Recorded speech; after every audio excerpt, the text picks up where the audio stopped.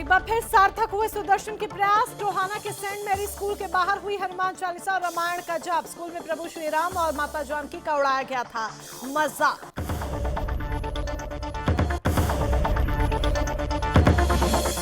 महाराष्ट्र के पूर्व सीएम देवेंद्र फडणवीस का नवाब मलिक पर निशाना। मलिक का अंडरवर्ल्ड से है कनेक्शन। मुंबई 1993 के बम ब्लास्ट के गुनहगारों से खरीदी 3 एकड़ जमीन। मलिक ने भी किया पलटवार।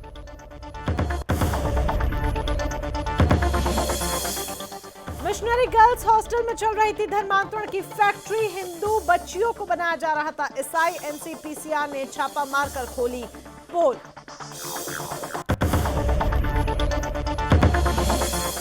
राजस्थान में बीजेपी की महिला सांसद को मिली धमकी। फोटो पर क्रॉस निशान लगाकर चिपकाया जिंदा कारतूस। कहा दलित हो औकात में रहे, मोदी शाह नहीं बचाएगा।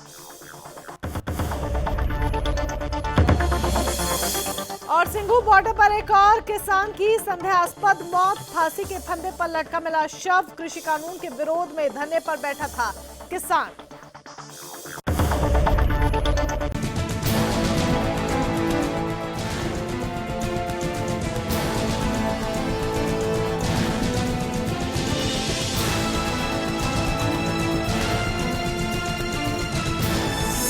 आप देख रहे हैं सुदर्शन न्यूज। नमस्कार, आप देख रहे हैं सुदर्शन न्यूज और उत्तराखंड की तमाम छोटी बड़ी खबरों के साथ मैं हूं दीपक कुमार। बनबसा पुलिस, एसओजी और एंटी ड्रग टास्क फोर्स ने संयुक्त अभियान में एक चरस तस्कर को बनबसा नेपाल बॉर्डर से 4 किलो 250 ग्राम अवैध चरस के साथ गिरफ्तार किया है। चंपावत जिले के पुलिस अधीक्षक देवेंद्र पिंचा ने प्रेस कॉन्फ्रेंस कर बताया कि चरस तस्कर को गिरफ्तार करने वाली पूरी टीम को नगद इनाम दिया जाएगा। आरोपी जसविंदर के खिलाफ बनबसा थाने में एनडीपीएस एक्ट के तहत मामला दर्ज कर आरोपी को जेल भेज दिया गया है। एसपी पिंचा के अनुसार पहले भी पकड़े गए स्मैक तस्कर से मिली पुख्ता जानकारी से चरस तस्कर को गिरफ्तार किया गया है। आरोपी चरस को पहाड़ों से लाकर नेपाल और पीलीभीत इलाके में सप्लाई करता था। वहीं एसपी पिंचा ने यह भी जानकारी दी है कि चंपावत जनपद पुलिस ने 2021 में अभी तक 50 चरस तस्करों को गिरफ्तार किया है, जिनके पास से 50 किलो 817 ग्राम चरस बरामद हुआ है। भविष्य में चरस तस्करी की ठंड के सीजन में बढ़ती संभावनाओं को देखते हुए नेपाल सीमा पर तैनात एसएसबी के साथ सामंजस्य कर चरस तस्करी पर अंकुश लगाने का प्रयास किया जा रहा है।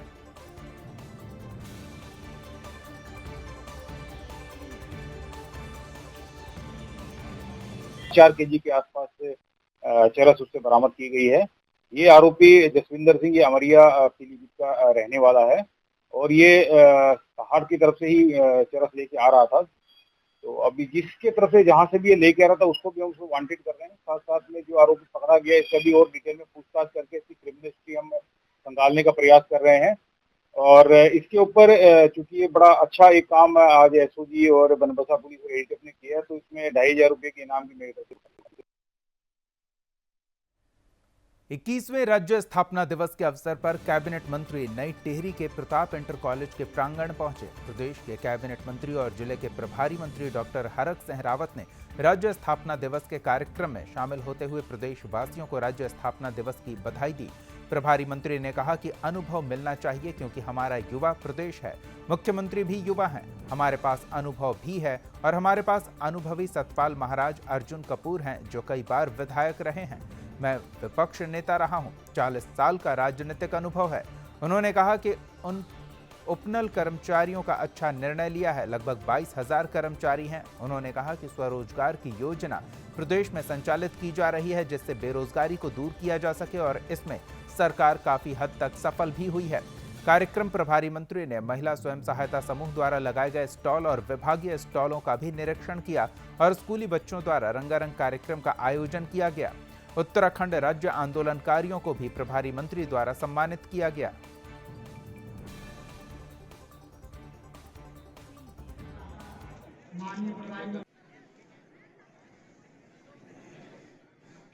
बहुत चीज़ों में सामंजस्य होना चाहिए, जहाँ युवाओं को मौका मिलना चाहिए और हमारी पार्टी ने युवा को मुख्यमंत्री बनाकर मौका दिया भी है।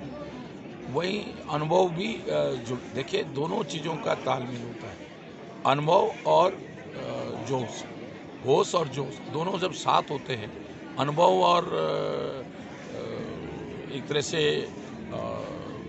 उत्साह, जब दोनों मिलकर काम करते हैं तो बहुत तरक्की। और उत्तराखंड राज्य के स्थापना दिवस के अवसर पर ग्रीष्मकालीन राजधानी गौरसौंण विधानसभा भवन भराड़ीसौंण जनपद चमोली में भव्य रैतिक परेड का आयोजन किया गया। इस अवसर पर मुख्यमंत्री पुष्कर सिंह धामी द्वारा उत्तराखंड पुलिस और आईटीबीपी की रैतिक परेड का निरीक्षण किया गया। इस भव्य परेड की उन्होंने सराहना की। मौके पर रंगारंग मनमोहक सांस्कृतिक कार्यक्रमों की प्रस्तुति दी गई। साथ ही उत्कृष्ट प्रदर्शन करने वाले कर्मचारियों को सम्मानित भी किया गया। उत्तराखंड राज्य स्थापना के 21वीं वर्षगांठ पर बधाई देते हुए सूबे के मुख्यमंत्री ने कहा कि महान स्वतंत्रता संग्राम सेनानियों, राज्य निर्माण के अमर वीर बलिदानी सैनिकों को नमन करते हुए अपनी देवभूमि को सबका साथ, सबका विकास और सबका विश्वास की भावना के अनुरूप देश के अग्रणी विकसित राज्यों में स्थापित करने की प्रतिबद्धता व्यक्त करता हूं। हमारा प्रदेश युवा अवस्था में प्रवेश कर चुका है और हमारी सरकार युवा प्रदेश की आशाओं और आकांक्षाओं को पूर्ण करने हेतु संकल्पित है। उन्होंने कहा कि उत्तराखंड प्रधानमंत्री नरेंद्र मोदी के विजन के अनुरूप प्रदेश स्थापना की रजत जयंती 2025 तक उत्तराखंड को भारत का एक श्रेष्ठ राज्य बनाएंगे।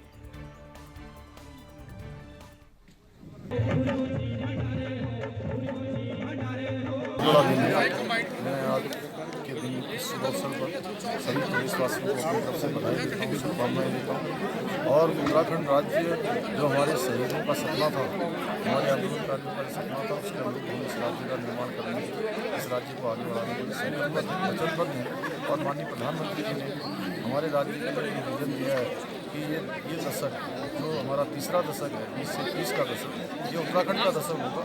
उत्तराखंड राज्य हिंदुस्तान का नंबर 1 राज्य।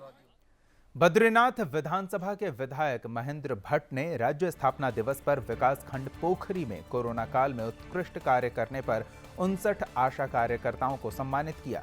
पोखरी ब्लॉक सभागार में मंगलवार को राज्य स्थापना दिवस पर आयोजित कार्यक्रम में विधायक ने कहा कि आशा कार्यकर्ता हमारी फ्रंटलाइन वर्कर हैं। कोरोना काल में उन्होंने अपनी परवाह किए बिना बहुत ही अच्छा कार्य किया है।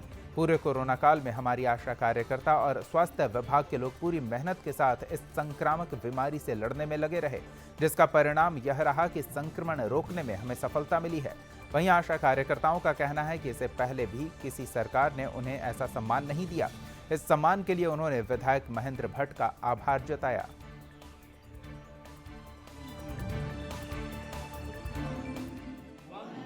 राज्य स्थापना का 22वां वर्ष है और मुझे खुशी है कि आज़ादी के 75 वर्ष पर हम अमृत महोत्सव के तहत कोरोना काल में जिन बहनों का बहुत बड़ा योगदान रहा, उनमें हमारी आशा बहनें भी हैं, उनको व्यक्तिगत रूप से उनका सम्मान समाज के बीच में दिखाई दे, उस दृष्टिकोण से आज ये कार्यक्रम है। और मैं इस उम्मीद के साथ कि आज के सम्मान के बाद इनके अंदर और अधिक और इस विषय को लेकर, कोरोना विषय को लेकर समाज में जागृति फैलाने का एक उत्साह इनके अंदर आएगा। गदरपुर में खंड विकास कार्यालय में राज्य स्थापना दिवस का कार्यक्रम मनाया गया। इस मौके पर कई विभागों के कर्मचारी और अधिकारी मौजूद रहे। इस दौरान खंड विकास अधिकारी शेखर जोशी ने बताया कि एक संयुक्त रूप से कार्यक्रम किया गया था, जिसमें सभी विभागों के कर्मचारी और अधिकारी शामिल हुए और यहां पर नए वोटर्स को सम्मानित करने के साथ ही राज्य आंदोलनकारियों को भी सम्मानित किया गया। वहीं बीजेपी नेता तरुण दुबे ने कहा कि उत्तराखंड में उत्तर प्रदेश के 4 जिले रामपुर, बरेली, पीलीभीत, मुरादाबाद को शामिल करने की मांग रखी। तरुण दुबे ने कहा कि गन्ना कमांड एरिया, जो कि मुरादाबाद, रामपुर, बरेली और पीलीभीत है, इन्हें उत्तराखंड में मिलाया जाना चाहिए था। इसकी मांग हम लोग आज भी करते हैं। वहीं राज्य आंदोलनकारियों ने भी अपने विचार इस मौके पर रखे। राज्य आंदोलनकारी वीरू पांडे ने कहा कि उत्तराखंड को बनाने के लिए कई लोगों ने कुर्बानी दी थी, उस पर आज उत्तराखंड खरा नहीं उतरा है। चाहे सरकार किसी की भी रही हो, कोई भी सरकार उत्तराखंड के विकास की बात नहीं करती। वहीं राज्य आंदोलनकारियों को भी सुविधाएं नहीं मिलती है। 31 जुलाई 2000 को हमने ट्रेन रोकी थी राज्य बनाने के लिए, उत्तराखंड के लिए। और मेरे साथ तो वैसे कम से कम 200-250 लोग गुलरभोज में थे रेलवे स्टेशन में। हमने 2.25 घंटे जो है ट्रेन रोके रखी। उससे पहले हमने 3 अक्टूबर 1994 में गुलरभोज में रेल को बाधित किया था। लेकिन जो हमें उस समय हमारे ऊपर कोई भी केस नहीं हुआ था, लेकिन 31 जुलाई 2000 को जो हमने ट्रेन रोकी थी, हमारे साथ 7 लोगों को हमारे ऊपर केस लगा। बढ़ते हैं अगली खबर की ओर। उत्तराखंड में लगातार राज्य स्थापना दिवस के अवसर पर कई कार्यक्रमों का आयोजन किया जा रहा है। इसी कड़ी में उत्तराखंड में गठन को लेकर अपने सर्वस्व न्यौछावर करने वाले बलिदानियों को याद किया गया। इसके साथ ही राज्य आंदोलनकारियों ने उत्तराखंड में बदहाल स्वास्थ्य व्यवस्था, बेरोजगारी को लेकर भी सरकार पर निशाना साधा है।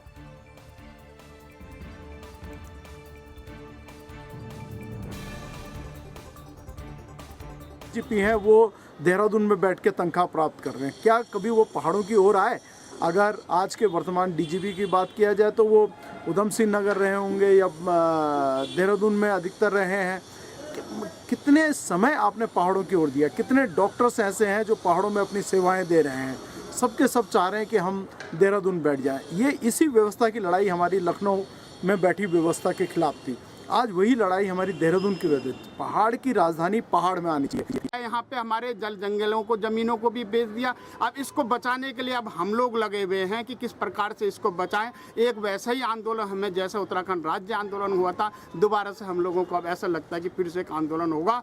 और ये कॉरपोरेट के जो जगत के लोगों ने जिसने यहाँ पे कब्जा कर रखा है, इनको यहाँ से हटाना पड़ेगा, इनको यहाँ से भगाना पड़ेगा। और अपनी जितनी संपत्तियाँ हैं, इन संपत्तियों को हम किस प्रकार से लेंगे, इसके लिए जब तक हमारा पूरा प्रदेश के लोग एकत्रित नहीं होंगे, बच्चा बच्चा जब तक सड़कों पे नहीं होगा, वरना तब तक ये सरकारें जो है हमसे सब कुछ। उत्तराखंड में बीजेपी ने प्रदेश में महासंपर्क अभियान का आगाज किया है। मिशन 2022 के लिए बीजेपी का महासंपर्क अभियान मेरी पार्टी मेरा परिवार थीम पर चलाया जा रहा है। इस अभियान के तहत हर बूथ पर कार्यकर्ताओं से बीजेपी के नेताओं के मिलने का कार्यक्रम होगा। इसके साथ ही पार्टी के कार्यकर्ता आम जनता से संपर्क करेंगे और उनके घरों पर भाजपा परिवार मेरा परिवार का स्टिकर भी लगाएंगे। साथ ही उत्तराखंड का विकास बीजेपी के साथ पुस्तिका भी वितरण की जाएगी।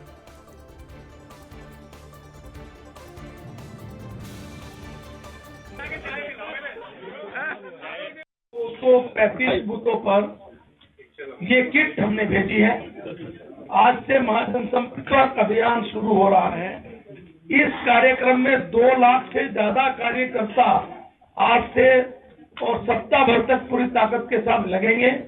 मुख्यमंत्री जी हों, प्रदेश अध्यक्ष हो, प्रदेश पदाधिकारी हो, मंत्री हो, विधायक हो, जिला अध्यक्ष हो, यानी कोई भी पदाधिकारी हो पार्टी का, सबको इस अभियान में जुटकर काम करना है। और ये हमारे चुनाव का महत्वपूर्ण एक कार्यक्रम है जो हमने आज से 3 महीने पहले, 4-3 महीने पहले तय किया था। सामग्री इत्यादि बनने में थोड़ा जो समय लगा, इसलिए हमने इसको अभियान को हम ले रहे हैं। तो बीजेपी ने संगठन को गति देने की कवायद तेज कर दी है और महासंपर्क अभियान की शुरुआत की है। हमारे सहयोगी ब्यूरो चीफ कृष्णा और अधिक जानकारी के साथ जुड़ रहे हैं। कृष्णा, अब बूथ स्तर तक के कार्यकर्ताओं को सक्रिय किए जाने की कोशिश हो रही है इस अभियान के तहत, पूरी जानकारी चाहेंगे इसके बारे में? बिल्कुल, देखिए दीपक, उत्तराखंड में चुनाव का समय जो है काफी कम हो चुका है। महज हम कह सकते हैं अब से 3 महीने बाद जो है वो उत्तराखंड में मतदान होंगे, नया नेता उत्तराखंड की जनता चुनेगी। उसके बाद हम देख सकते हैं इसको लेकर सभी पार्टियों ने अपनी कमर कस ली है, चाहे हम बीजेपी की बात करें, आम आदमी पार्टी की बात करें या कांग्रेस की बात करें। लेकिन बीजेपी हमेशा सबसे तैयारियों में तेज दिखाई दे रही है, क्योंकि आज भी बीजेपी ने महासंपर्क अभियान का जो है उन्होंने शुरुआत करी है, जिसके लिए पार्टी के कह सकते हैं बड़े बड़े नेता और सरकार के मंत्री वो आम जनता से मिलेंगे, बूथ कार्यकर्ताओं से मिलेंगे और जनसंपर्क अभियान एक तरीके से वो तेज करेंगे। साथ ही मदन कौशिक ने कहा है कि भाजपा के हर एक नेता और सरकार के मंत्री कार्यकर्ताओं के घर जाएंगे, आम लोगों के घर जाएंगे, वहां पे घरों के बाहर वो स्टिकर लगाएंगे, मेरी पार्टी मेरा परिवार, इस तरीके से स्टिकर उनके यहाँ लगाए जाएंगे, जिसको लेकर हम देख रहे हैं कि सरगर्मियां अब काफी तेज बढ़ रही है। क्योंकि बीजेपी ने काफी समय से दावा लगातार कर रही है कि इस बार जब हम बनाएंगे पूर्ण बहुमत से हमारी सरकार रिपीट करेगी और 57 सीटें जो है वो अब बढ़कर 60 की ओर आएगी। अब देखने वाली बात 2022 में होगी कि जनता किसको अपना नेता चुनकर सामने आएगी, क्योंकि उत्तराखंड के इतिहास में रहे 4 विधानसभा चुनाव यहाँ हो चुके हैं। जनता हर बार अपना नेता जो है वो बदलती है, कभी कांग्रेस पार्टी कभी बीजेपी, इन दोनों पार्टियों ने राज करा है। फिलहाल मुख्यमंत्री की कमान युवा मुख्यमंत्री पुष्कर सिंह धामी के हाथ में है, जो हम देख सकते हैं कि जब से उन्होंने शपथ ली है वो जनता के बीच में लगातार बने हुए हैं। तो जनता भी कह रही है कि हमारा सीएम हमारे बीच में लगातार है, तो एक तरीके से उम्मीद भी लगाई जा रही है मुख्यमंत्री पुष्कर सिंह धामी जो कमान संभाल रहे हैं कि मुख्यमंत्री पुष्कर सिंह धामी के हाथ में दोबारा जो है जनता कमान दोबारा सौंप सकती है। दीपक, बिल्कुल, बूथ स्तर तक पहुंच बनाने की कोशिश हो रही है। इस कार्यक्रम के तहत क्या क्या आयोजन बीजेपी करेगी? बिल्कुल, देखिए बूथ स्तर पर पकड़ बनाने की बीजेपी की काफी पहले से शुरुआत कर दी है। जब राष्ट्रीय अध्यक्ष जेपी नड्डा देहरादून आए थे, उन्होंने भी बूथ स्तर पर जाकर एक कह सकते हैं एक नगर निगम के वार्ड में उन्होंने जनसंपर्क अभियान किया था। वहां पे सभी वार्ड मेंबर्स की उन्होंने मीटिंग ली थी देहरादून में और अपनी जीत उन्होंने आगामी चुनाव को लेकर जीत का मंत्र दिया था। तो इसी को लेकर मदन कौशिक ने भी कहा है कि हम बूथ स्तर पर हर एक कार्यकर्ताओं से संपर्क करेंगे, किसी की भी कोई परेशानी है उसको दूर करेंगे और इसके साथ ही आम जनता के बीच भी संपर्क अभियान जो है वो तेज किया जाएगा। और बीजेपी हर एक कोशिश कर रही है कि राज्य में दोबारा बीजेपी इस बार सत्ता में आ जाए। दीपक, बिल्कुल, सत्ता में आने की जोर शोर से कोशिश चल रही है और इसी कड़ी में संगठन को और सक्रिय बनाने की ये कवायद। बहुत बहुत धन्यवाद कृष्णा इस तमाम बातचीत और जानकारी के लिए। राज्य स्थापना दिवस को कोटद्वार में कांग्रेस ने राज्य सरकार के विरुद्ध जनाक्रोश रैली के रूप में मनाने के लिए चुना। वहीं कांग्रेस के नेता और पूर्व मंत्री सुंदर सिंह ने जनाक्रोश रैली का नेतृत्व किया। जब जनाक्रोश रैली तहसील पहुंची तो कांग्रेस नेताओं ने पेशावर कांड के महानायक वीर चंद्र सिंह गढ़वाली की प्रतिमा पर माल्यार्पण किया और चंद्र सिंह गढ़वाली की प्रतिमा के चबूतरे पर कांग्रेस पार्टी के जिला अध्यक्ष चंदन सिंह खरकवाल और पूर्व मंत्री सुरेंद्र सिंह नेगी जूते समेत चढ़ गए और जनता को वहीं से संबोधित करने लगे। यह देखकर तहसील में मौजूद लोगों के बीच चर्चा का विषय बन गया और सत्ताधारी पार्टी को बैठे बैठे मुद्दा मिल गया। वहीं एडवोकेट अरुण भट्ट पूर्व मंत्री पर जुबानी हमला बोलते हुए कहा कि जिस प्रकार से कांग्रेस के नेताओं ने वीर चंद्र सिंह गढ़वाली का अपमान किया है वह प्रदेश ही नहीं बल्कि पूरे देश के लोगों को शर्मसार किया है। एक तरफ पूर्व स्वास्थ्य मंत्री माल्यार्पण करते हैं, वहीं दूसरी तरफ वीर चंद्र सिंह गढ़वाली के चबूतरे पर जूता पहनकर चढ़ जाते हैं और जनता को संबोधित करते हैं। यह अपने आप में शर्मनाक है।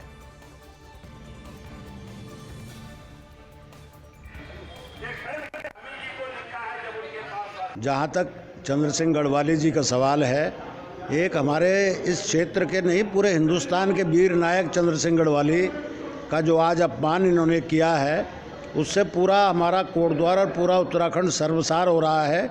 माननीय पूर्व मंत्री सुरेंद्र सिंह नेगी जी जिस चंद्र सिंह गढ़वाली को माल्यार्पण करने जाते हैं, उनके साथ वाले कांग्रेसी लोग जाते हैं, वो माननीय मंत्री जी जूता पहन करके उस चबूतरे के ऊपर खड़े होकर के और वहाँ से संबोधन कर रहे थे। ये सम्मान की भावना हो सकती है कभी किसी के दिल में?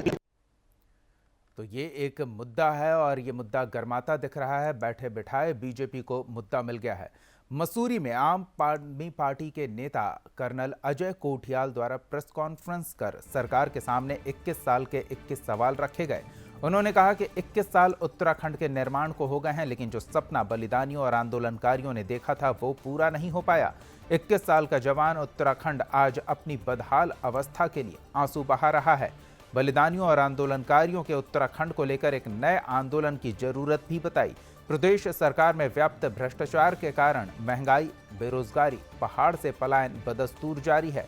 21 साल में कांग्रेस और बीजेपी के सरकारों द्वारा उत्तराखंड के विकास के लिए कुछ नहीं किया गया।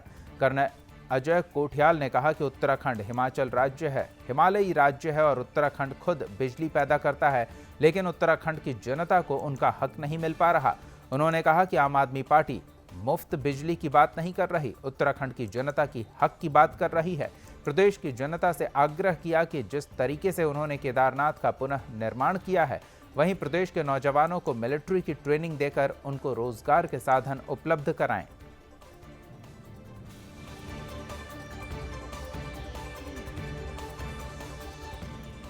तो उत्तराखंड में राजनीतिक दल भी सक्रिय हो गए हैं। वहीं 21वें राज्य स्थापना दिवस के मौके पर पौड़ी पहुंचे प्रदेश के कृषि मंत्री और जिले के प्रभारी मंत्री सुबोध उनियाल ने राज्य स्थापना दिवस के कार्यक्रम में शामिल होते हुए प्रदेशवासियों को राज्य स्थापना दिवस की बधाई दी। सुबोध उनियाल ने कहा कि उत्तराखंड राज्य अभी जवान हुआ है तो राज्य में अभी बहुत सा काम ऐसा है जो सरकार को पूरा करना है, जिसकी जनता को आशा भी है। लेकिन अब तक सरकार मूलभूत सुविधाओं को दुरुस्त करने पर पूरा जोर देते आई है, जिसमें स्वास्थ्य सुविधा से लेकर स्वरोजगार के अवसर को बढ़ावा दिया गया है। हालांकि इस बीच राज्य में पलायन और बेरोजगारी की दर जरूर बढ़ी है, जिस पर सुबोध उनियाल ने कहा कि खेत खलिहानों को आबाद किया जाए, इसके लिए सरकार पूरा प्रयास किया रही है, जिस पर काश्तकार को योजनाओं का लाभ लेकर एक बार फिर से खेती की तरफ अग्रसर किया जा रहा है। वहीं बेरोजगारी को दूर करने के लिए भी कोरोना काल से स्वरोजगार नौजवानों के लिए प्रदेश में संचालित योजनाएं लाभदायक सिद्ध हो रही है। इससे बेरोजगारी को दूर किया जा सके और इसमें सरकार काफी हद तक सफल होती दिख रही है।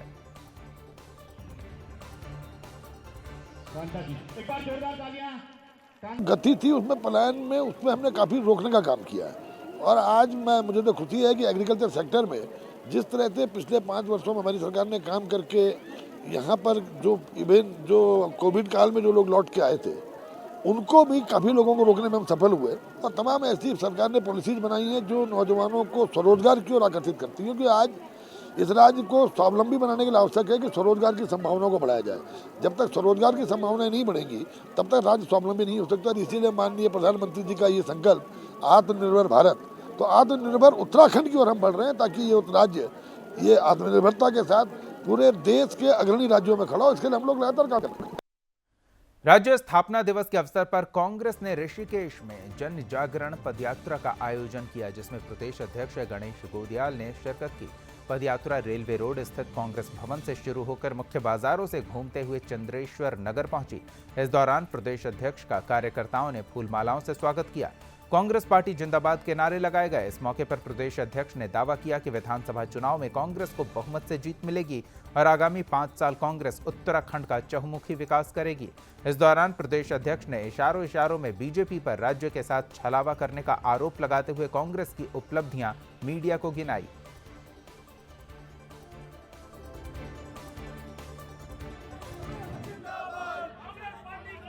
मैं बहुत ही ईमानदारी से इस बात को कहना चाहता हूं कि पृथक राज्य बनने के बाद हमने बहुत क्षेत्रों में बहुत विकास किया। हमने आधारभूत सुविधाओं के क्षेत्र में, जिसको कि इंफ्रास्ट्रक्चरल डेवलपमेंट कहते हैं, हमने बहुत विकास किया।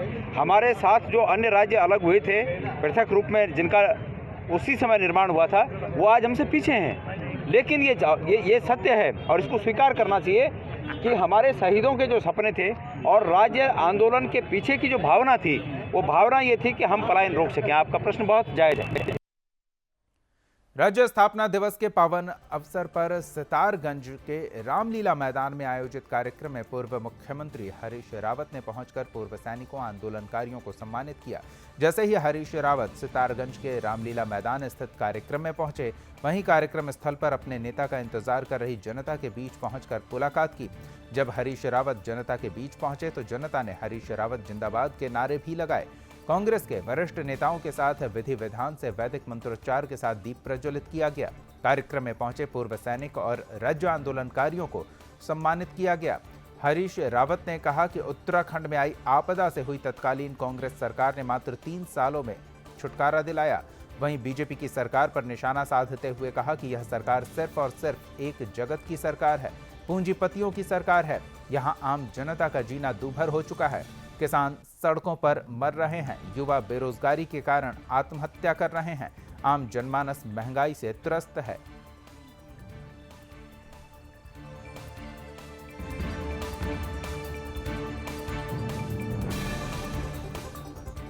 सितारगंज में किसान सेवा केंद्र के सामने पूर्व विधायक नारायण पाल समेत दर्जनों कांग्रेसी कार्यकर्ताओं ने किसानों को खाद न मिलने से नाराज होकर धरना प्रदर्शन किया और सरकार के खिलाफ नारेबाजी की।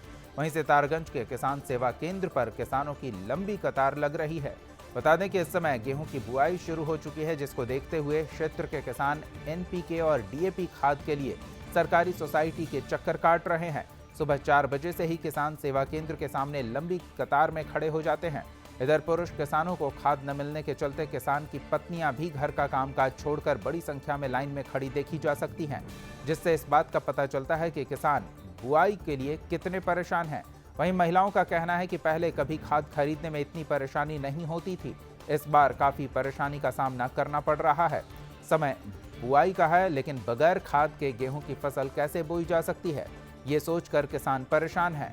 वहीं बीजेपी की सरकार, केंद्र के खाद्य मंत्री ने कुछ दिन पूर्व भी कहा था कि देश में खाद की कोई कमी नहीं है। उसके बाद भी उत्तराखंड के सितारगंज में लोगों को आधार कार्ड दिखाकर भी एनपीके और डीएपी नहीं मिल रही। ऐसे में सवाल सिर्फ एक जिम्मेदार कौन?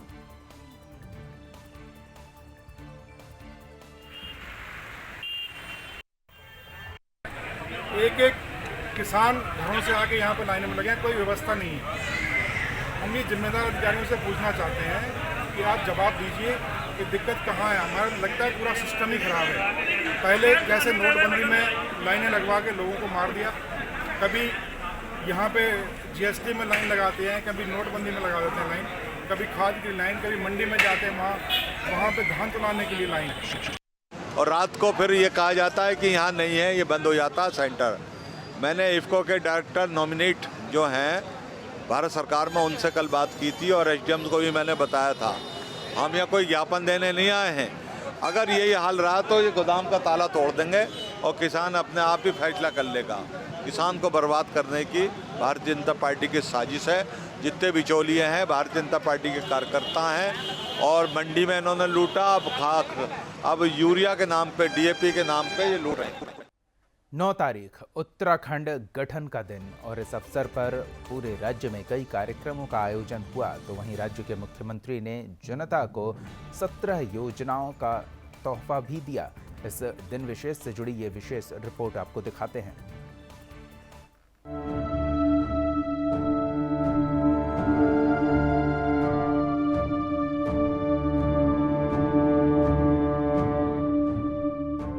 उत्तराखंड राज्य स्थापना दिवस के अवसर पर राज्यपाल गुरमीत सिंह ने पुलिस लाइन देहरादून में आयोजित रैतिक परेड की सलामी ली। राज्यपाल गुरमीत सिंह और मुख्यमंत्री पुष्कर सिंह धामी ने प्रदेशवासियों को राज्य स्थापना दिवस की शुभकामनाएं दी।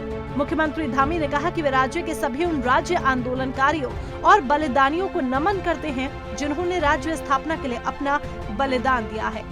आपको बता दें कि पहली बार उत्तराखंड राज्य स्थापना दिवस पूरे 1 सप्ताह तक उत्तराखंड महोत्सव के रूप में मनाया जा रहा है। वहीं इस दौरान सीएम धामी ने राज्य आंदोलनकारियों की पेंशन बढ़ोतरी को लेकर बड़ी घोषणा की, जिसके तहत 3100 पेंशन पाने वाले राज्य आंदोलनकारियों को अब 4500 रुपए पेंशन मिलेगी। साथ ही 5000 रुपए पेंशन पाने वाले राज्य आंदोलनकारियों को अब प्रदेश सरकार 6000 रुपए पेंशन देगी। इसके साथ ही सीएम ने कहा कि केंद्र की मदद से जल्द ही ऋषिकेश कर्णप्रयाग रेल परियोजना पूरी होने जा रही है। साथ ही 2025 तक राज्य के दूरस्थ क्षेत्रों को हेलीकॉप्टर सेवा का लाभ भी मिलना शुरू हो जाएगा। कि जल्द ही प्रदेश के सरकारी विभागों में 24,000 पदों पर भर्तियां की जाएंगी, जिसमें से कुछ पर तत्काल भर्तियां शुरू भी होने जा रही हैं। यही नहीं, हाल में हमने पुलिस कर्मियों की वेतन विसंगति की समस्या को सुलझाने के लिए भी ठोस प्रयास किए हैं। देवभूमि उत्तराखंड का विकास हमारी सर्वोच्च प्राथमिकता रही है और इसी को ध्यान में रखकर हमारी सरकार पिछले 4.5 सालों से लगातार कार्य कर रही है। मुख्य सेवक के रूप में मेरी पहली प्राथमिकता युवाओं को उनकी समस्याओं को दूर करने की रही है। इसलिए हमने उत्तराखंड में सरकारी विभागों में रिक्त पड़े 24,000 पदों को भरने की प्रक्रिया प्रारंभ की है। इनमें से आधे पदों पर भर्ती प्रक्रिया प्रारंभ हो गई है तथा शेष रिक्त पदों पर शीघ्र ही भर्ती प्रक्रिया पूर्ण कर ली जाएगी। अब आपको बता देते हैं कि सीएम धामी ने क्या क्या मुख्य घोषणाएं की। सबसे पहले सीएम धामी ने उत्तराखंड राज्य आंदोलनकारियों की पेंशन बढ़ाने का ऐलान किया। 3100 रुपए पेंशन पाने वाले राज्य आंदोलनकारियों को बढ़ाकर 4500 रुपए पेंशन दी जाएगी, जबकि 5000 रुपए पेंशन पाने वालों को अब बढ़ाकर 6000 रुपए पेंशन मिलेगी। उत्तराखंड राज्य आंदोलनकारियों को जिनको 31 रुपए पेंशन प्राप्त हो रही थी उसको बढ़ाकर 4500 रुपए और तथा जिनको 5000 रुपए पेंशन प्राप्त हो रही थी उसको बढ़ाकर 6000 रुपए किया जाएगा। सीएम धामी ने कहा कि राज्य में जल्द खेल नीति 2021 लागू होगी। प्रदेश में खेल को प्रोत्साहित एवं युवाओं की खेल की विभिन्न विधाओं से जोड़ने के लिए खेल नीति 2021 तुरंत लागू की जाएगी। सीएम धामी ने जनपद स्तर पर महिला छात्रावास के निर्माण की भी घोषणा की। राज्य के प्रत्येक जनपद मुख्यालय पर अध्ययनरत छात्राओं के शिक्षा को सुगम एवं सुविधायुक्त बनाने हेतु एक महिला छात्रावास का निर्माण किया जाएगा। राज्य में आवश्यकता अनुसार जनपद मुख्यालयों पर कामकाजी महिलाओं के लिए महिला छात्रावास का निर्माण किया जाएगा। सीएम धामी ने इन घोषणाओं के साथ साथ अन्य घोषणाएं भी की। देहरादून और हल्द्वानी में नशा मुक्ति केंद्र खोले जाएंगे। राज्य में विदेश रोजगार प्रकोष्ठ का गठन होगा। 48 घंटे अस्पताल में रहने वाले जच्चा को 2000 रुपए उपहार राशि दी जाएगी। हर आंगनबाड़ी केंद्रों में किशोरियों के लिए सैनिटरी पैड, वेंडिंग मशीन लगेगी। सेवा का अधिकार अधिनियम में 190 सेवाओं को शामिल किया जाएगा। राज्य को आयुष वेलनेस का हब बनाया जाएगा और पर्यटक गृहों में आयुष वेलनेस सेंटर खोले जाएंगे। अस्पतालों में 48 घंटे रुकने वाली प्रसूता महिला को 2000 रुपए उपहार धनराशि भेंट की जाएगी। प्रत्येक आंगनबाड़ी केंद्रों में सैनिटरी नैपकिन वेंडिंग मशीन की स्थापना की जाएगी। देहरादून एवं हल्द्वानी में नशा मुक्ति केंद्र की स्थापना की जाएगी। एनएचएम के कर्मियों को 10,000 की एकमुश्त प्रोत्साहन धनराशि प्रदान की जाएगी। सेवा का अधिकार अधिनियम में अधिसूचित अवशेष 190 सेवाओं को शीघ्र ही अपनी सरकार पोर्टल के माध्यम से संचालित कर आम जनमानस को लाभ पहुंचाया जाएगा। राज्य को आयुष वेलनेस का हब बनाया जाएगा। पर्यटक घरों में आयुष वेलनेस सेंटर खोले जाएंगे। इसके अलावा सीएम धामी ने पूर्व मुख्यमंत्री स्वर्गीय नारायण दत्त तिवारी को समाज सेवा और लोक सेवा, डॉक्टर अनिल जोशी को पर्यावरण क्षेत्र में, रस्किन बॉन्ड को साहित्य के क्षेत्र के लिए, बछेंद्री पॉल को साहसिक खेल में काम करने के लिए, नरेंद्र सिंह नेगी को सांस्कृतिक लोक गायन के क्षेत्र में उत्तराखंड गौरव सम्मान दिया। इस बुलेटिन में फिलहाल इतना ही। आप देखते रहिए सुदर्शन न्यूज। जय हिंद।